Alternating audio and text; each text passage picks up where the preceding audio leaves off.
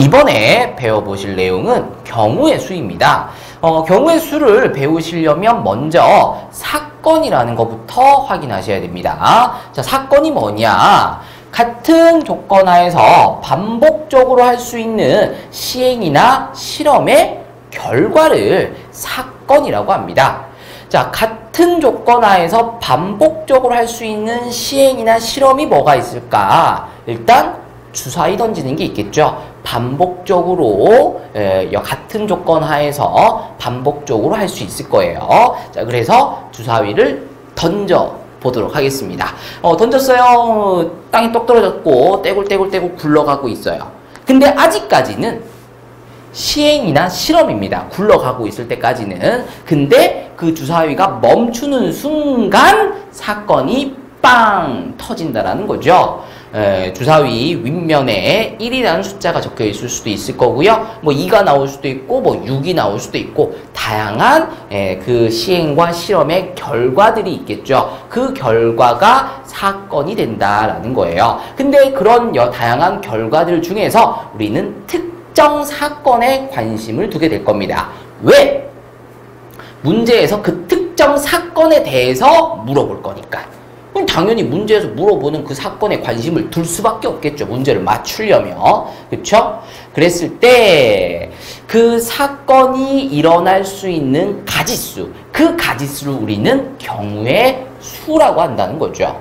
그래서 주사위를 던졌을 때 어떤 사건이 있을까요? 3의 배수라는 사건에 관심을 한번 가져보도록 하겠습니다. 자, 3의 배수. 주사위 던져서 나올 수 있는 결과들 중에서 3의 배수는 3과 6입니다. 몇 가지냐면 2가지다라는 거죠. 그래서 주사위를 하나 던졌을 때 3의 배수가 나올 수 있는 경우의 수는 2가지다라는 거예요. 뭐 크게 어렵지 않다라는 거죠. 근데 그 시행과 실험이 점점 복잡해지고 문제에서 물어보는 그 특정 상황이 복잡하다라면 그 가지수를 생각해내는 게 그렇게 쉽지만은 않을 거다라는 거죠. 자, 그러면 경우의 수를 잘 세아르려면 무엇을 잘 하셔야 되느냐? 일단 먼저 시행이나 실험에 대해서 정확하게 알고 계셔야 됩니다. 자, 무슨 말이냐? 자, 주사위 던져서 나올 수 있는 게 총 어떤 경우들이 있을 거냐면은 1부터 6까지 자연수가 나올 거예요. 그쵸? 자, 근데 이거는 여러분들이 지금까지 충분하게 경험과 실험을 해봐서 체득한 거다라는 거죠. 근데 내 아들 같은 경우에는 아직까지 주사위라는 것을 몰라요. 근데 숫자는 알아. 1부터 한 30 정도까지는 세알릴 수 있다라는 거거든요. 자, 아들한테 한번 물어봅시다. 아들아, 이 주사위를 던져서 얘를 던질 거야. 던져서 나올 수 있는 숫자가 뭘까라고 물어보는 거죠. 그럼 아들이 대답하기를 어떤 숫자를 대답할 수 있을 거냐면 물론 1, 2, 3 대답할 수 있겠지만 20, 뭐 15, 17 이런 수를 또 막 대답을 할 거다라는 거거든요. 왜? 내 아들은 주사위에 대해서 아직까지 모르고 있기 때문에 그렇다라는 거죠. 자, 그리고 특정 사건, 문제에서 제시하는 그 특정 상황이 발생하려면 어떤 상황이 앞으로 진행되어야 되는지에 대해서 정확하게 이해를 하셔야 된다는 거야. 그러니까 상황에 대한 이해가 반드시 뒷받침이 돼줘야 된다는 거죠. 자, 좀 복잡한 상황을 하나 가지고 와 보도록 하겠습니다. 이 표는 지난 러시아 월드컵에서 한국과 독일전을 앞둔 그때까지의 결과를 정리해 놓은 표입니다. 그때 멕시코는 2승을 하고 있었고요. 독일과 스웨덴은 각각 1승 1패씩을 하고 있었고 한국은 안타깝게도 2패를 하고 있었어요. 그럼에도 불구하고 우리에게는 희망의 불씨가 남아 있었다라는 거죠. 언론에서 한 번쯤은 들어보셨을 거예요. 이런저런 상황이 전개된다라면 우리는 결국 16강에 진출할 수 있다. 그런 다양한 경우들을 우리가 한번 해보자라는 거예요. 자, 그러려면 16강에 진출하는 팀을 뽑아가야 되잖아. 근데 뭐를 기준으로 뽑아갈 건지에 대해서 정확하게 알고 계셔야 된다는 거야.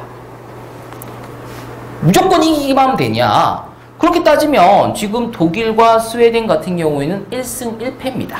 근데 지금 순위가 독일은 2등, 스웨덴은 3등이잖아. 왜 그러냐는 거지. 지금 이 상태에서 경기가 모두 끝났다라면 멕시코와 독일이 16강으로 진출한다라는 거죠. 네 팀 중에 두 팀을 뽑아가거든. 근데 지금 똑같은데 한 번씩 이기고 한 번씩 져서 똑같은데 왜 독일이 올라가느냐? 그걸 정확하게 이제 이해를 해주셔야 된다라는 거죠. 시스템을 분명히 알아야 된다는 거야, 시스템을. 자, 승점이 높은 두 팀이 16강에 진출하게 됩니다. 근데 승점이라는 건 뭐냐 또? 경기를 했을 때 이긴 팀에게는 3점을 주고요. 진 팀에게는 0점을 줍니다. 만약에 두 팀이 비겼다라면 각각에게 1점씩을 주게 됩니다. 근데 멕시코는 2승을 하고 있었으니까 6점을 가지고 있었다라는 거고요. 독일과 스웨덴은 각각 1승 1패씩 하고 있었으니까 3점씩을 받은 거고요. 한국은 아직까지 이기지 못했고 2패를 하고 있었으니까 승점이 0점이었다라는 거죠. 근데 지금 승점이 같은데도 독일이 2등이라는 거지. 왜? 승점이 같다라면 그 다음 뭘 봐야 되냐면 이제 골득실을 봐야 된다라는 거예요.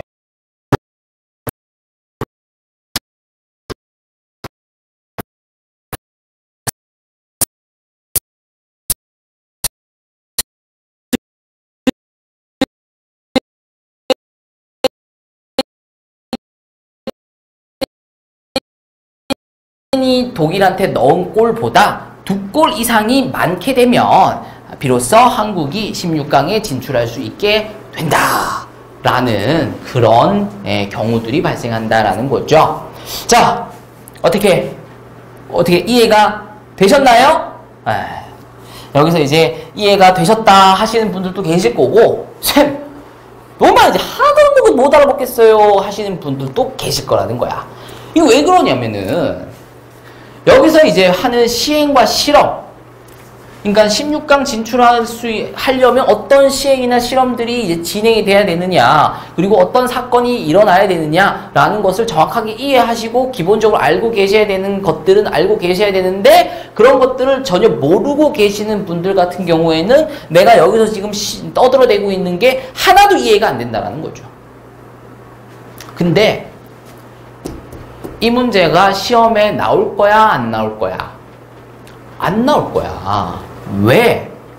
지금 16강 진출하냐 마냐라는 것은 누군가에게는 관심이 있는, 흥미가 있는 내용, 그래서 이미 기존에 알고 있던 사전 지식이 풍부한 친구들이 있을 수 있고, 전혀 관심이 없는 거지. 축구의 축자도 모르는 거야. 그런 친구들도 있다라는 거죠. 그러니까 기본적으로 가지고 있어야 되는 사전 지식, 그러니까 기본 데이터가 다르다라는 거죠. 근데 이 문제를 낸다? 그럼 이 친구들한테는 너무 유리하고 이 친구들한테는 너무 불리하잖아. 그렇기 때문에 이런 문제가 시험에 나오기는 어렵다라는 거예요. 시험 문제로 나오는 거는 모두에게 공평한 그런 내용, 누구나 알 수 있는, 누구나 생각하면 알 수 있는 그런 내용들이 시험에 출제가 된다라는 거죠. 그래서 우리들은 다 공평한 거야. 쟤라고 해서 그 내용에 대해서 더 많이 알고 있고, 나라고 해서 그 내용에 대해서 잘 모르고 있고, 그런 내용들이 아니라는 거죠. 주사위 던졌는데 7 나오는 거, 7 못 나오는 거 다들 아시잖아요. 동전 던졌는데 앞이랑 뒤 나올 수 있다. 이거 다들 알고 계시는 내용들이잖아. 그치? 우리가 모두 다 공평하게 알든 공평하게 모르든 그런 내용들이 시험에 나온다라는 거죠. 그럼 이제 다 공평해. 그럼 이제 어떻게 해야 돼? 문제에서 제시한 어떤 특정 시행과 실험, 그리고 그 안에서 발생할 수 있는 특정 사건에 관심을 가져야 돼. 그래야 어떤 일들이 벌어지고 있는지, 그리고 앞으로 어떤 일들이 벌어지게 되는 건지, 그래서 어떤 경우들이 발생하게 되는 건지에 대해서 이해하고 문제를 풀어나가실 수 있다는 거죠. 경우의 수 파트는요, 계속 말씀드리지만 누구에게나 다 공평한 단원입니다. 알고 있는 것도 다 똑같고 모르고 있는 것도 다 똑같다는 전제 하에서 문제가 만들어져서 출제가 된다는 거죠. 그렇기 때문에 출발선이 똑같은 거야. 쌤, 저는 계산을 잘 못하는데요. 걱정하지 마. 더하기는 할 수 있잖아. 쌤, 저 2 더하기 3은 할 수 있는데 27,456 더하기 42,456분의 2,745 이런 분수 계산 같은 건 잘 못하는데요. 걱정하지 마시라니까. 어차피 경우의 수에서 나오는 연산은 더하기와 곱하기가 대부분이고요. 더하기를 하든 곱하기를 하든 그 계산 결과가 그렇게 크지 않은 두 자리, 세 자리 정도밖에 안 되는 그런 계산밖에 없다이기 때문에 계산을 못 하신다고 하더라도 경우의 수는 충분히, 경우의 수에서 다뤄지는 그런 정도의 수 계산은 충분히 하실 수 있다는 거지. 다 공평하다라는 거야. 그러니까 뭘 잘 하셔야 되냐면 그 문제에서 제시하고 있는 상황, 그 상황이 어떻게 흘러가게 될지를 몰입해야 돼. 그래서 그 문제를 충분히 이해하시고 그 상황을 충분하게 이해하실 필요가 있다는 거야. 그러려면 문제에 굉장히 적극적이어야 돼. 이 문제를 풀려고 해야 되는 거지. 나 이 문제 모르면 못 푸는 거지 뭐. 이런 식의 접근을 하시게 되면 안 된다라는 거죠. 어떻게든 문제를 풀어보시려고 노력을 하시다 보면 보이시게 된다는 거야. 이런 상황들이 전개되겠네. 보이시게 된다는 거죠. 그렇게 되면서 조금씩 이제 문제들이 풀리기 시작할 거다라는 겁니다. 자, 이렇게 해서 경우의 수 내용 확인했고요. 문제로 들어가서 한번 풀어보도록 하겠습니다. 예제 2번 풀어보도록 하겠습니다. 자, 방정식이 주어졌습니다. 2x 플러스 y 플러스 z는 8, 다음을 만족시키는 자연수의 해 x, y, z의 순서상의 개수를 구하여라 이렇게 되어 있어요. 다음 방정식을 만족시키는 해를 구하라고? 어떻게 풀지? 이렇게 고민하지 마시고요. 자연수라고 주어졌잖아요. 그러니까 x, y, z에는 자연수가 들어간다는 거야. 그래서 자연수를 넣어보는 거지. 근데 무턱대고 넣으면 너무 혼란스러울 거니까 작은 거부터 하나씩 살살살 넣어보겠다라는 거예요. 그래서 x에다가 1을 한번 넣어보시면 2 곱하기 1이니까 2가 되죠. 그러면 y랑 z랑 더해서 얼마가 돼야 8이 될 거냐면 6이 돼야 1 곱하기 2에서 2랑 더해서 8이 될 거다라는 거예요. 자, 누구나 다 하실 수 있는 겁니다. 자, 그러면 y랑 z가 얼마가 돼야 더해야 6이 되냐라는 건데 더해서 6 되는 자연수 조합 뭐 있어요? 1 더하기 5 하시면 더해서 6 되죠. 2 더하기 4도 있을 거고요. 3 더하기 3도 될 거고 4 더하기 2도 될 거고 5 더하기 1도 될 거예요. 그러니까 x가 1일 때는 다음과 같이 yz가 자연수 순서상을 다음과 같이 가지면 다음의 방정식을 성립시키는 자연수의 순서상이 만들어진다라는 거죠. 자, 이번에 x가 만약에 2라면 얘는 얼마가 될 거냐면 4가 될 거예요. 그러면 y랑 z랑 더해서 4가 되면 되잖아? 그런 게 또 뭐가 있을 거냐? 1 더하기 3, 2 더하기 2, 3 더하기 1 이렇게 해주시면 다음에 방정식을 성립시킨다라는 거죠. 그러면 이번에는 x에다가 뭐를? 3을 넣어보신다라면은 얼마가 될 거냐면 6이 되겠죠? 그러면 y랑 z랑 더해서 2가 되면 되잖아. 그러면 자연수랑 자연수랑 더해서 2가 되는 조합은 1이랑 1 밖에 없다라는 거죠. 이제 x에다 4를 넣어보시면은 얘가 8이 돼버려. 그러면 y랑 z랑 더해서 0이 돼야 되는데 자연수랑 자연수랑 더해서 0이 될 수는 없죠. 그리고 x가 5, 6, 7, 8 이렇게 커진다라면 만족시키는 자연수의 합은 만들어질 수가 없다라는 거예요. 자, 그래서 x, y, z의 순서상의 개수는 총 몇 개가 될 거냐면 여기서 3개, 여기서 1개에서 총 9개가 만들어진다라는 것을 새알려 주실 수 있다라는 거죠. 자, 문제에서 제시하는 것을 분명히 이해하시면 됩니다. 그리고 그렇게 어렵지 않은 사칙 연산으로 문제를 풀어나갈 수 있다라는 거예요. 너무 어렵게 생각하려고 하지 마시고요. 할 수 있는 것을 하시면 됩니다. 자, 이렇게 마무리할게요. 이번에 보실 내용은 합의 법칙과 곱의 법칙입니다. 자, 합의 법칙이라는 게 뭐냐? 두 사건 A, B가 동시에 일어나지 않을 때 두 사건 A, B가 일어나는 경우의 수가 각각 A, B라면 사건 A 또는 사건 B가 일어나는 경우의 수는 두 사건의 경우의 수에 합이 된다라는 게 합의 법칙입니다.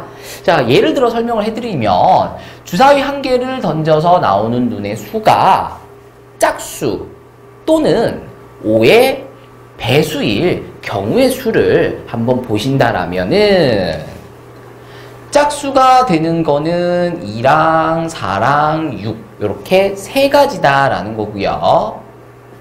5의 배수는 주사위 던져서 나올 수 있는 5의 배수는 5밖에 없어요. 그쵸? 그래서 한 가지다라는 거죠. 근데 주사위를 한 번 던져서 한 개 던져서 짝수가 나오는 사건과 5의 배수가 나오는 사건, 즉 2, 4, 6이 나오는 사건과 5가 나오는 사건이 동시에 일어나지는 않는다라는 거잖아요. 그래서 각각의 사건의 경우의 수와 경우의 수를 더해 주시면 총 경우의 수 4가지가 구해진다라는 게 합의 법칙이라는 거예요. 자, 근데 이거를 뭐 무슨 법칙이라는 내용까지, 이름까지 붙여가면서 공부를 하실 게 아니라 상황에 대한 이해를 하셔야 된다라는 거지. 자, 주사위를 던집니다. 그리고 나는 어떤 사건에 관심이 있냐면 2의 배수가 나오는 사건 또는 5의 배수가 나오는 사건에 관심을 두고 있다라는 거예요. 그러니까 2, 4, 6이 나오거나 5가 나오면 된다라는 거지.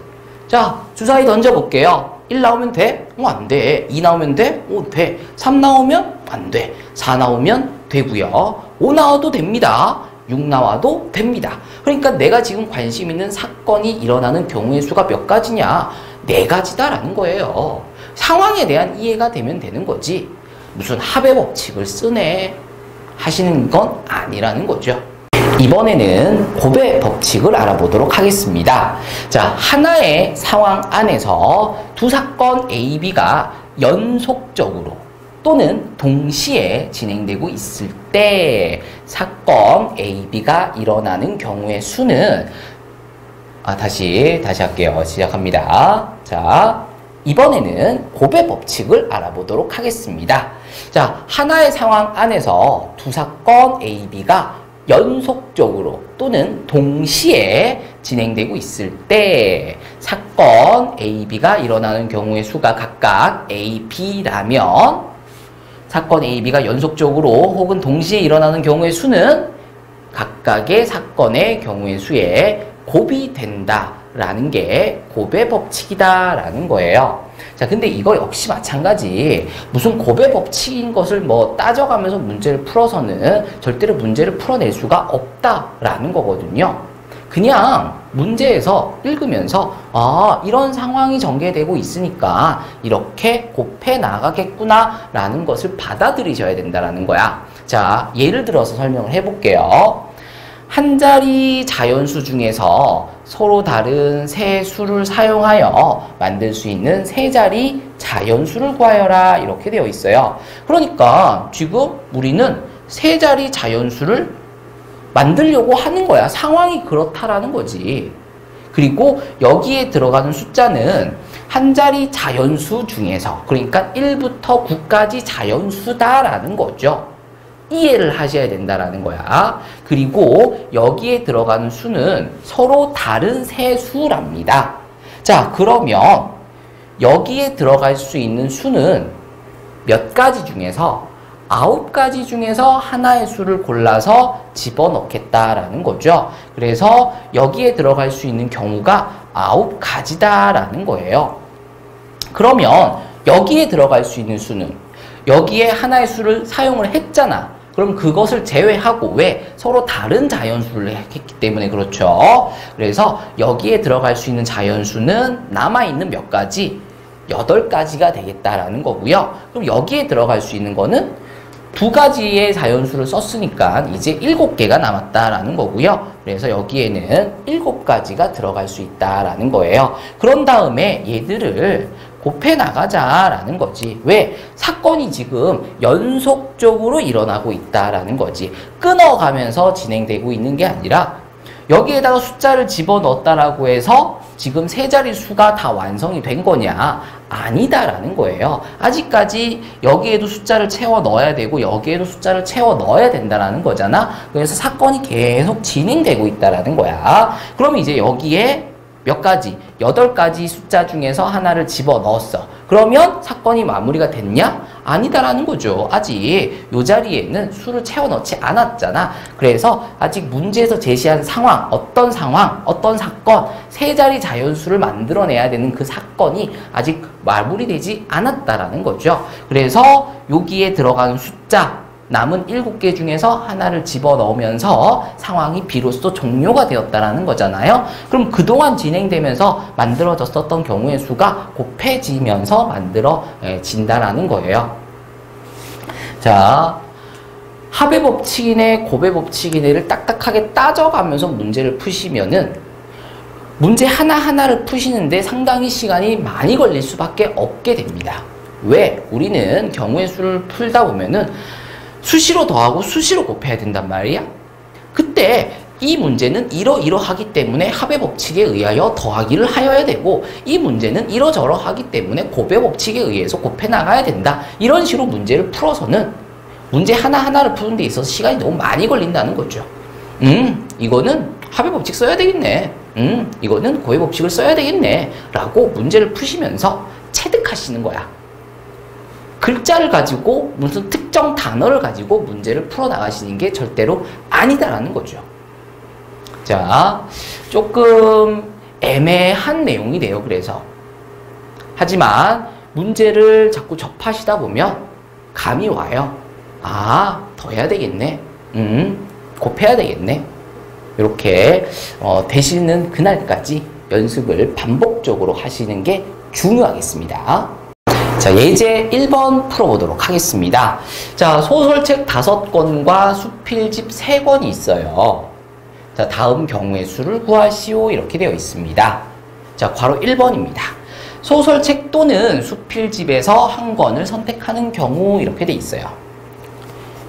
중학교 때도 경우의 수를 배우셨고요. 중학생 때 이 문제를 맞다라면 와우, 또는이 있네. 그러면 소설책이 5권, 수필집이 3권인데 또는 있으니까 더해야지 하면서 8 이렇게 문제를 푸셨던 분들이 계실 거란 말이야.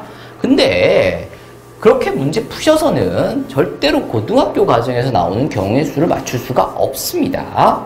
상황을 이해해야 돼. 자, 소설책 또는 수필집에서 그러니까 지금 내 눈앞에 소설책 5권이 꽂혀있고 수필집 3권이 꽂혀있어. 상황을 이해하라고. 그리고 그 책들 중에서 결국은 한 권을 뽑는 거잖아. 그럼 몇 권 중에서 뽑는 거야? 내 눈앞에 총 몇 권이 있어? 5권이랑 3권이랑 총 8권이 있잖아요. 그 8권 중에서 한 권을 뽑는다라는 거죠. 그래서 만들어질 수 있는 경우의 수는 총 8가지가 된다라는 겁니다. 자, 괄호 2번입니다. 소설책에서 한 권, 수필집에서 한 권을 선택하는 경우입니다. 그러면 상황을 끌고 가라고. 소설책에서 한 권을 뽑으라잖아. 그러면은 내 눈앞에 물론 총 8권의 책이 있겠지만 일단 소설책에서 한 권을 뽑아야 되니까 어디로 눈이 가야 되겠어? 소설책 5권에 눈이 가야 될 거 아니야. 그리고 이 5권 중에서 뭘 뽑을까? 이 고민이 들어야죠. 그래서 경우의 수가 5가지가 만들어지고요. 그러면 상황이 끝났어? 아니지. 문제에서 제시하고 있는 상황이 아직 진행이 덜 됐잖아. 그럼 그때 계속 더해. 그럼 그때는 계속 곱해 나간다고.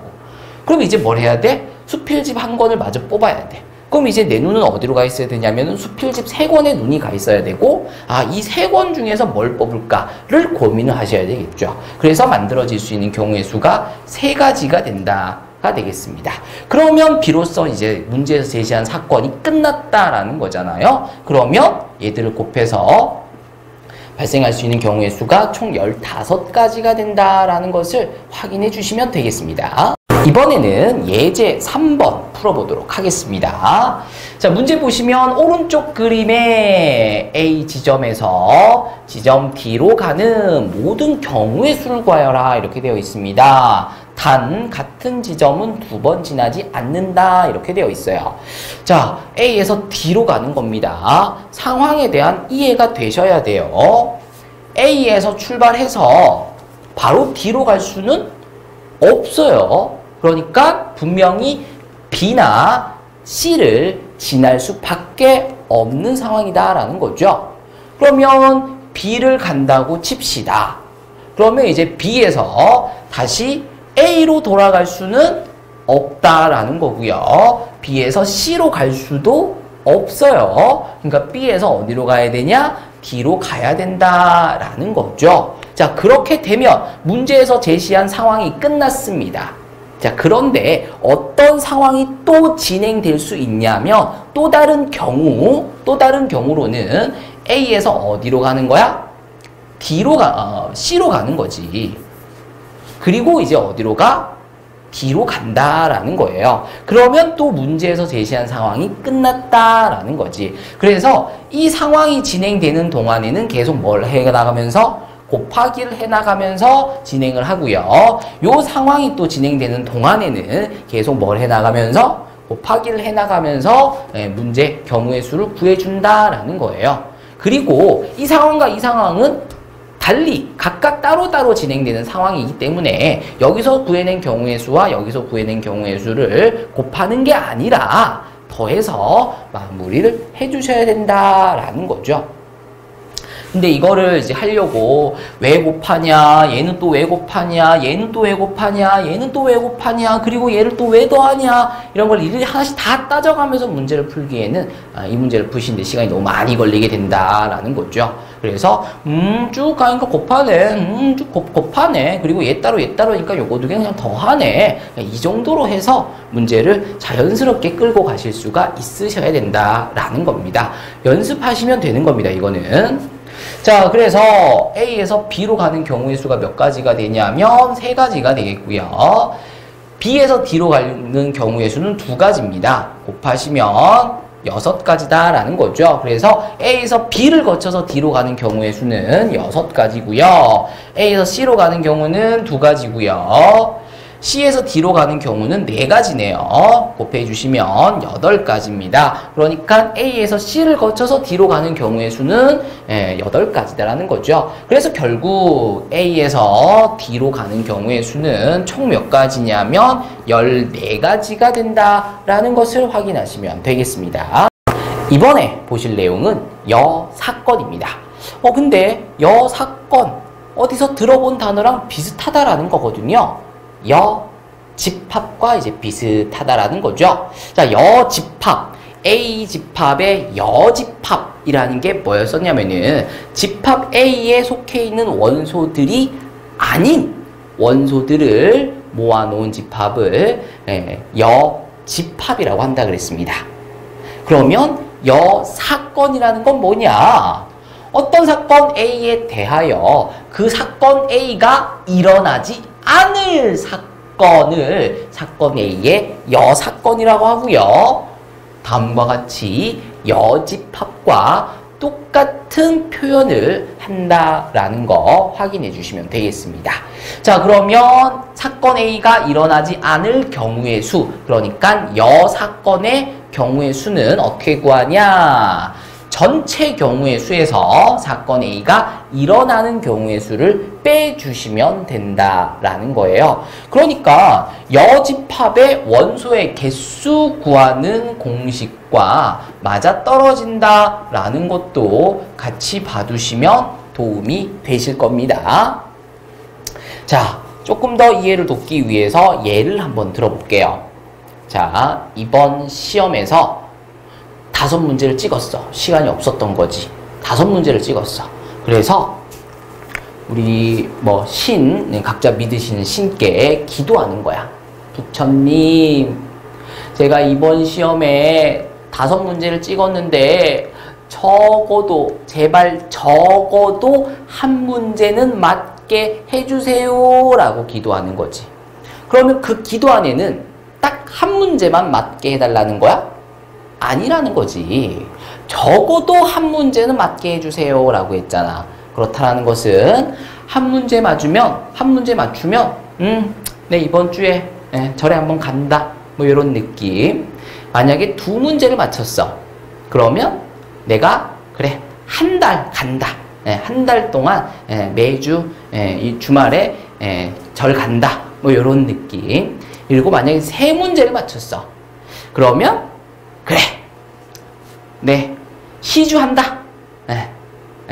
좀 용돈 빼가지고 시주한다 뭐 이런 느낌. 만약에 4문제를 맞췄어.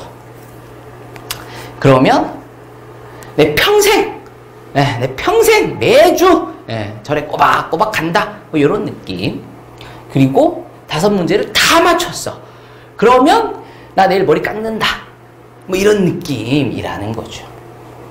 그러니까 적어도 한 문제라는 말 안에는 이런 다양한 경우들이 다 들어가 있다는 거예요. 근데 이런 다양한 경우들을 모두 다 구하려고 하니까 너무 많어. 그래서 신께서 나의 기도를 들어주지 않으신다라면 도대체 무슨 일이 벌어질 거냐. 그러니까 막 무슨 일이 벌어졌어. 그럼 막 신을 저주하는 거지. 내 다음 주부터 교회 갈 거야. 막 이러는 거죠. 도대체 무슨 일이 벌어졌길래 다음 주에 교회를 가겠다는 거야. 다 틀린 거지. 5문제를 찍었는데 다 틀린 거야. 이게 나의 기도의 여사건이라는 거예요. 다 틀리는 거 한 가지 상황만 생각하면 된다는 거잖아. 그래서 전체 경우에서 여사건 다 틀리는 경우를 구해서 빼버리면 내가 기도했었던 사건의 경우의 수가 구해진다라는 거죠. 이런 내용이 여사건이 되겠습니다. 혹시 몰라서 그런데 이제 종교적인 거는 웃자고 하는 거니까 이해를 해주셨으면 좋겠습니다. 이번에 보실 내용은 순열입니다. 자, 순열이라는 게 뭐냐라는 건데 서로 다른 n개에서 r개를 택하여 일열로 나열하는 것을 n개에서 r개를 택하는 순열이라고 하고요. 그 순열을 기호로 다음과 같이 NPR이라고 쓴다라는 겁니다. 자, 일단 기호 처음 보실 텐데 P는 대문자 크게 쓰셔야 되고요. N과 R은 소문자이기 때문에 왼쪽 아래 오른쪽 아래에 그렇게 크지 않게 확실히 크기가 비교가 될 정도로 써주셔야 되지 NPR 이렇게 써주시면 절대로 안 됩니다. 일단 기호 쓰는 거 조심하시고요. 어쨌든 처음 보는 기호와 처음 보는 단어가 나왔다라는 건데 여러분들은 이 내용을 이미 중학교 과정에서 배우셨습니다. 자, 2학년 과정 때 굉장히 대표적인 문제 하나를 가지고 올게요. A, B, C, D, E 5명의 학생이 반장, 부반장 선거 후보로 나왔습니다. 이 중에서 우리는 반장 1명과 부반장 1명을 뽑을 거예요.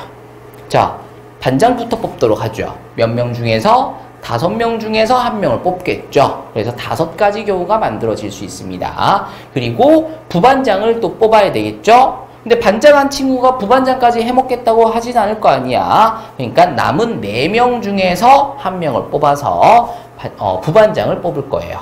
그러면 비로소 사건이 진행됐기 때문에 그동안 진행되고 있던 것들은 곱해 주셔야 된다라는 거지. 그래서 몇 가지 경우가 만들어지냐면 20가지 경우가 만들어졌었다라는 거예요. 이 문제는 중학교 2학년 과정에서 굉장히 대표적인 문제 중에 하나였습니다. 기억을 해주셔야죠. 자, 그랬을 때 이 상황이 결국은 순열이라는 거예요. 보시면은 서로 다른 n개에서 얘는 서로 다른 5명 중에서 몇 명을? 2명을 r개를 2명을 택하여 일열로 나열하는 것, 이것을 순열이라고 한다는 거죠. 여기서 중요한 게 뭐냐면은 순서예요. 순서. 나열하는 것. 그러니까 5명 중에서 2명을 A랑 C를 뽑았다고 칩시다. 그랬을 때 AC 이렇게 나열하는 것과 CA 나열하는 것, 즉 순서의 차이가 있다라는 거죠. 왜? 이렇게 나열했다는 것은 A가 반장, C가 부반장. 이렇게 나열했다는 것은 C가 반장, A가 부반장이 되는 그런 다른 상황이 만들어진다라는 거야. 그러니까 순서의 의미가 있다라는 거죠. 그래서 순열에서 순자를 좀 강조를 해주셔야 됩니다. 그게 의미하는 것은 나열, 그러니까 순서의 의미를 둔다가 되겠어요. 근데 이거를 단지 이렇게 기호를 끌어들여서 나타내는 그런 새로운 방법을 배웠다라는 거죠. 같은 내용을 가지고 이렇게도 배웠는데 이제는 이름을 이렇게 정해서 이렇게도 배워봐라 그런 거죠. 그러면 여기에 적용시켜 본다라면 N개 중에서, 근데 여기서는 5명 중에서가 되겠죠. R개를 여기서는 몇 명을? 2명을 뽑았다라는 거고요. OP2가 결국은 20이 된다라는 겁니다. 자, 근데 OP2라고 써놓고 바로 20이라고 쓰지 않을 거예요. OP2라고 쓴 다음에 5 곱하기 4를 쓰고요. 그리고 20을 쓸 거예요. 그러면 굳이 OP2를 쓸 필요가 있다는 거야? 없다는 거야? 없다는 거지. 근데 뭐 어쩔 수 없이 서술형 같은 경우에는 OP2를 써야 될 수도 있을 거예요. 왜? 학교 선생님이 쓰라고 하면 써야죠. 뭐. 그쵸? 근데 우리가 그냥 평소에 문제 풀 때는 굳이 OP2를 쓰면서 문제를 다루실 필요는 없다라는 거야. 왜? OP2 써놓고 5 곱하기 4는 어차피 써야 된다고. 그래서 20을 구해야 된다고. 얘 쓴 다음에 바로 20이 구해진다라면 굳이 이걸 안 써도 되겠지만 어쩔 수 없이 이걸 써야 된다라면 이걸 굳이 쓰고 있을 필요가 없이 그냥 우리가 풀던 대로 중학교 때 풀던 대로 그냥 푸시면 된다라는 거죠. 그럼 이건 왜 이렇게 써놨냐? 만약에 사람이 10명이야. 그래서 10명이야. 그 중에 반장도 뽑고 부반장도 뽑고 청소반장도 뽑고 오락반장도 뽑고 이렇게 4명을 뽑면 돼. 그러면 10명 중에서 4명을 뽑겠다라는 거잖아요. 그러면 10명, 9명, 8명, 7명 이렇게 써야 되는 게 좀 많다는 거지. 그래서 이렇게 쓰면 이제 간단하게 나타내진다라는 거죠. 근데 이렇게 쓰면 이걸 안 써도 돼? 아니지. 이게 얼마인지 계산하려면 이걸 써야 돼. 그래서 결론은 뭐냐면 니들은 다 쓰고 나는 이것만 쓸 거야. 왜? 이거 쓰기 귀찮으니까. 쌤 이거 안 쓰고도 문제 풀 수 있나요? 아니지. 나도 이걸 써야만 계산을 해서 답을 끄집어낼 수 있는데 이거 계산은 니들 할 수 있지. 이거 계산은 굳이 내가 해줘야 돼? 그러니까 나는 여기까지만 풀고 나머지 계산은 니들이 해라 뭐 그런 거죠.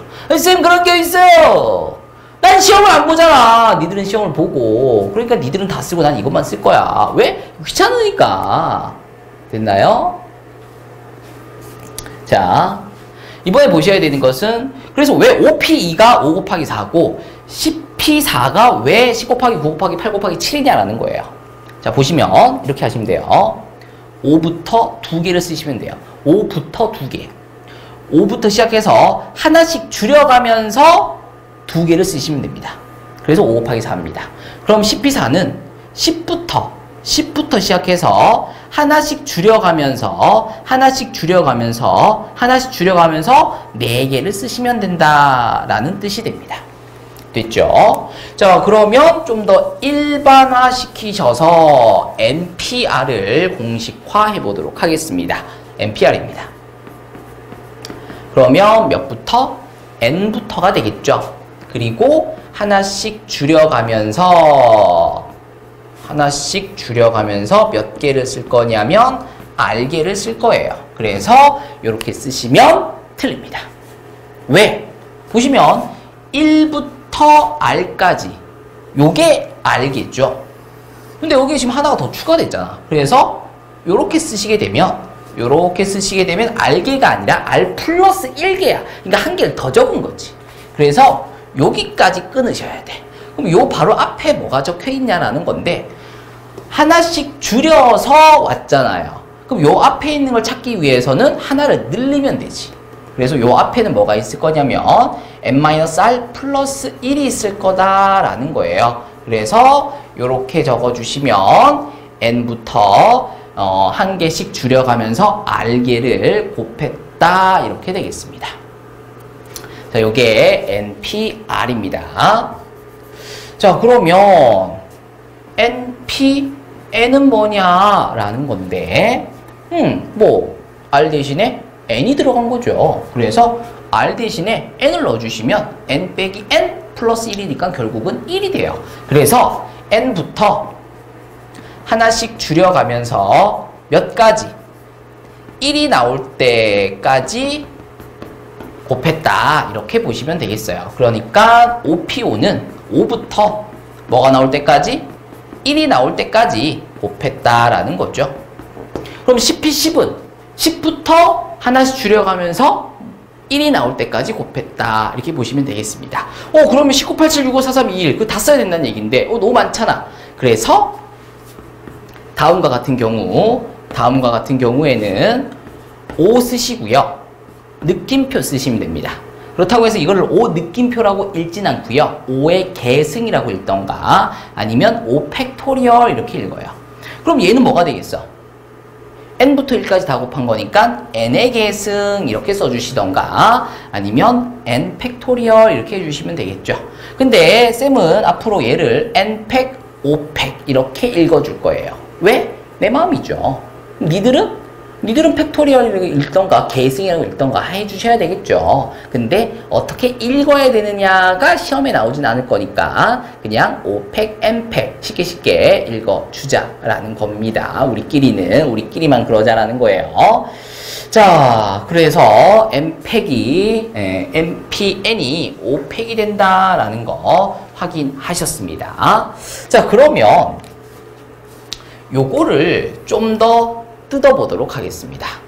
자, n 곱하기 n-1 곱하기 하나씩 줄여가면서 r개를 곱했으니까 n-r 플러스 1까지의 곱이라는 건데 여기에 분모분자에다가 요거보다 하나 더 작은 거 n-r, 요거보다 하나 더 작은 거 n-r-1 이런 식으로 쭉쭉쭉 1까지 곱했어. 그럼 분자에 곱했으니까 분모에도 똑같이 n-r부터 하나씩 줄여가면서 어디까지? 1까지 곱했다라면 요거 다시 약분하시면 NPR과 똑같은 거 확인하실 수 있습니다. 자, 이렇게 썼더니 결국은 n부터 하나씩 줄여가면서 어디까지? 1까지 썼다라는 거잖아요. 그래서 얘를 기호로 간단하게 어떻게 쓰실 수 있을 거냐면 n팩 이렇게 쓰실 수 있다라는 거죠. 그리고 분모 보시면 어디서부터? n-r부터 하나씩 줄여가면서 어디까지? 1까지 곱해 썼다라는 거잖아요. 그럼 얘는 뭐가 되겠어? n-r 팩이 되겠다라는 겁니다. 자, 그래서 NPR은 다음과 같이 n-r 팩 분의 n팩 이렇게 외우시면 너무 어려우니까 요거 두 개 뺀 거 팩 분의 앞에 거 팩, 앞에 거에서 뒤에 거 뺀 거 팩 분의 앞에 거 팩 이런 식으로 기억을 안 하셔도 돼요. 자, 이거 안 외웁니다. 이거 외우는 거 아니에요. 이거 외우는 거 아닙니다. 이거 외우지 마세요. 이거 외우지 마세요. 왜 외웠어? 그럼 이걸 왜 했어? 어쨌든 이런 게 있다라는 거는 알고 계셔야 돼. 이걸 외울 필요는 없는데 NPR이라는 게 뭐 있긴 있었어. 그게 뭔지는 모르겠는데 뭐 이렇게 긴 거 있었어. 뭐 팩 이러면서 있었어. 정도는 알고 계셔야 됩니다. 나중에 증명 관련된 문제들에서 사용이 될 수 있어요. 그럼 그때 내가 니들한테 야, 그때 NPR 공식 뭐였죠? 라고 물어보지 않아요. 왜? 내가 외우지 말라 그랬으니까. 그때 그거 뭐였었죠? 라고 물어보지 않는다고. 그냥 자, 그때 이런 게 있었어요. 그쵸? 라고 했을 때 그런 게 있긴 있었어. 근데 그게 뭔지는 기억이 안 나는데 괜찮다고. 내가 알아서 적어줄 거니까. 되겠죠? 그냥 이런 게 있었다 정도만 해주시면 됩니다. 그러니까 뭐만 할 수 있으면 되냐? 10P4 얘를 10 곱하기 9 곱하기 7 8 곱하기 7로 쓰실 수 있는 정도면 충분하다라는 거예요. 자, 어쨌든 됐고요. 이번에는 뭘 볼 거냐면은 NP0을 보도록 하겠습니다. 자, NP0이 뭐냐라는 거예요. NP0. 자, 우리 NPR이 n-r팩 분의 n팩이었어요. 그쵸? 외우지 필요는 없지만, 뭐라는 거야? 외울 필요는 없지만, 어쨌든 이런 게 있다 정도는 하시라고. 그래서 지금 보시면은 n은 n이고요. r자리에 뭐가 들어가 있냐면 0이 들어가 있어요. 그래서 n 빼기 0. n이죠, 결국은. 그래서 분모 분자가 n팩이 됩니다. 똑같잖아. 그래서 1이야. 그래서 MP0은 1이 됩니다. 자, 근데 이거를 그냥 이렇게 외우지 마시고요. 이게 무슨 뜻이냐? n개 중에서 0개를 뽑아서 나열한다라는 거잖아요. 이렇게 생각하시면 돼. 상황을 어쨌든 이해하시라고. 친구랑 배가 고파서 분식집을 갔어. 그래서 친구가 메뉴판을 보면서 자기 이거 먹고 그 다음에 후식으로는 이거 먹고 그 다음에 입가심으로는 이거 먹고 뭐 이렇게 정해. 그런 다음에 나한테 딱 주는 거야. 근데 나는 배가 안 고파. 지가 배고파서 나 끌고 들어온 거거든. 근데 나는 배가 안 고파. 정말 배가 안 고파. 그래서 친구한테 뭐라고 얘기하는 거야? 친구야, 나는 배가 부르기 때문에, 나는 배가 고프지 않기 때문에 아무것도 선택을 하지 않겠어요. 라고 나의 의견을 제시했잖아. 이것도 하나의 경우인 거죠. 아무것도 안 먹을래. 라고 얘기한 것도 하나의 경우라는 거야. 되나요? 그래서 MP0은 1이다. 로 봐주시면 되겠습니다. 자, 그러면 이번에는 0 팩토리얼. 얘는 뭐냐라는 건데, 팩토리얼이 뭐였었냐면은, n팩이 뭐였었냐면은, n부터 하나씩 줄여가면서 1까지 곱하는 거였단 말이야? 그러면 0팩은 뭐냐? 라는 건데, 자, 0팩은 1입니다. 이건 그냥 외우시면 돼요. 이건 그냥 외우시면 되는 거지. 뭐 굳이 뭐 따로 공부를 하실 필요는 없긴 한데, 보시면은 npn이 얼마냐면 n팩이잖아요. 그래서 r 자리에다가 뭘 집어넣으면 n을 집어넣으면, 그래서 r 자리에다가 n을 집어넣으면 분모가 뭐가 돼버리냐면 0팩이 됩니다. 분의 n팩. 근데 npn이 또 뭐냐면 n팩이죠. 그러니까 0팩 분의 n팩이랑 n팩이 같아야 되니까 0팩이 얼마가 돼줘야 되냐? 1이 돼줘야 된다라는 거거든요. 그러니까 요 놈은 이런 거 뭔가 유도해내고 증명해낼 때 필요한 거라고. 근데 이런 거 유도하고 증명하는 건 내가 해주잖아. 그때는 필요하지. 근데 니들이 스스로 이걸 증명하고 할 필요는 없으니까 니들은 그냥 외우고 얘는 외우지 말라고. 이거 외울래? 이거 외울래? 이거 외우는 게 훨씬 더 쉽잖아. 그래서 요거는 그냥 이런 게 있다 정도만 하시고 요것들이나 좀 외워주시면 되겠다라는 거예요.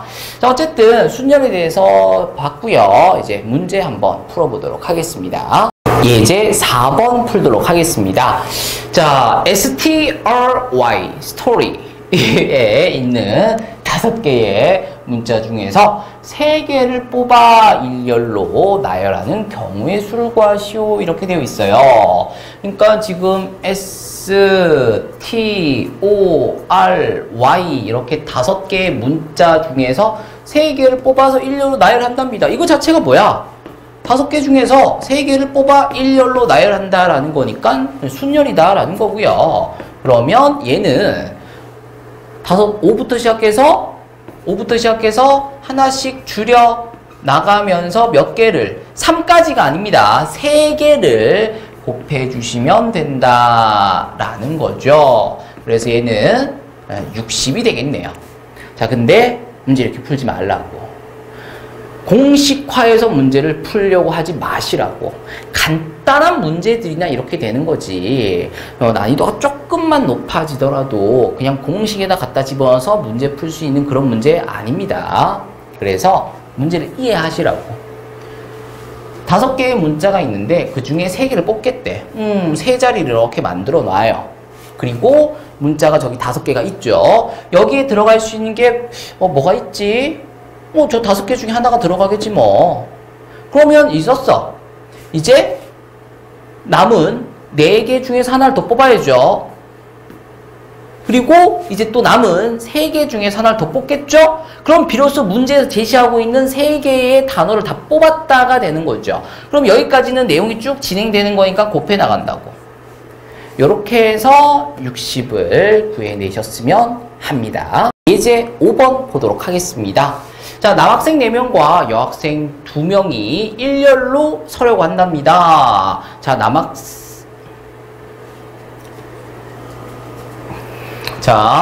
남학생은 키가 작은 순서대로 선다랍니다. 이러면 돼요, 안 돼요? 이러면 안 되죠. 이거는 키가 작은 학생에 대한 인권을 침해했다. 이거는 지금 소송 들어가요. 지금 이 문제를 만든 사람한테 소송이 들어가야 돼요. 이거는 인권을 침해하는 그런 행위다라는 거죠. 이래서는 안 된다. 안 된다. 그렇다고 해서 쌤이 키가 작은 건 아니잖아요. 그렇죠? 쌤이 키가 작기 때문에 그렇다라는 게 아니라 아시다시피 쌤은 키가 얼마라고요? 185보다 조금 작다고. 근데 이거를 문제를 풀면서 읽었을 때 그 상처받을 학생, 그 학생을 생각하니까 마음이 찢어진다. 그런 겁니다. 아무튼 자, 여학생은 어떤 위치에 설 수도 있다고 했을 때 6명이 일렬로 서는 방법. 가슴이 찢어져서 그래요. 내가 그렇다는 게 아니라 키가 작은 학생들을 이제 대변해서 이렇게 마음이 아프다 이렇게 말씀드리고 있습니다. 방법에 수를 구하여라 이렇게 돼 있습니다. 이거 문제 풀지 말까? 그쵸? 이런 문제는 찢어버려야 돼요. 그쵸?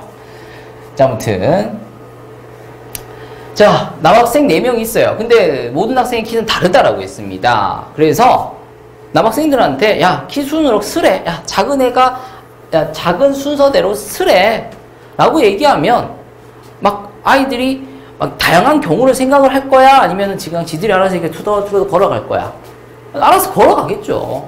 그쵸? 그러니까 고민의 대상이 안 된다라는 거예요. 그래서 만들어질 수 있는 경우 수에는 딱 한 가지 경우밖에 없다라는 거죠. 그냥 가장 작은 학생이 맨 앞에, 그 다음 2번째, 3번째, 4번째 이렇게 서는 경우 딱 한 가지밖에 만들어지지 않는다라는 거예요.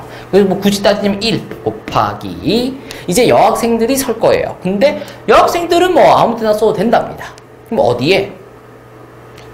뭐 이 학생 등에 엎힐 거야? 뭐 그건 아니잖아요. 그쵸? 남학생들 사이사이 공간에 설 거다라는 거죠. 그래서 여학생 1명, 너 일로 와봐, 일로 와봐. 자, 여기 5자리가 있는데 너 어디 설래? 하면은 그 여학생이 5개의 자리 중에 하나를 고민해서 들어가겠죠. 가급적이면 본인 마음에 드는 남학생 이 옆에 서겠죠. 그쵸? 그럼 섰어. 어디 섰다 칠까? 여기 섰다 쳐. 이 친구가 마음에 드는 거지. 그치. 그럼 이제 뭐지? 여학생 1명 더 오라고 하는 거야. 자, 이제 너 들어가고 싶은데 들어가. 할 건데 그때 그 여학생이 선택할 수 있는 자리는 여기. 그리고 여학생이 여기 들어가면서 요 사이에도 지금 자리가 났어요. 그쵸? 그리고 여기. 그래서 하나, 둘, 셋, 넷, 5, 6개의 공간이 생겼다라는 거예요. 그리고 그 여학생은 이 6개의 공간 중에서 하나를 선택해서 들어갈 거니까 6가지가 되겠다라는 거죠. 어디 설 거야? 그럼 여기 딱 봐도 여기 서겠네. 그쵸? 그래서 만들어질 수 있는 경우가 이 여학생까지 딱 서게 되면 이제 사건이 마무리가 되는 거죠. 그래서 이게 다 하나의 사건 안에 들어간다라는 거고요. 그동안에는 곱이 진행이 되면서 쭉 된다는 거 확인하시면 돼요. 그래서 총 30가지 경우가 만들어진다는 거 확인해 주시면 되겠습니다.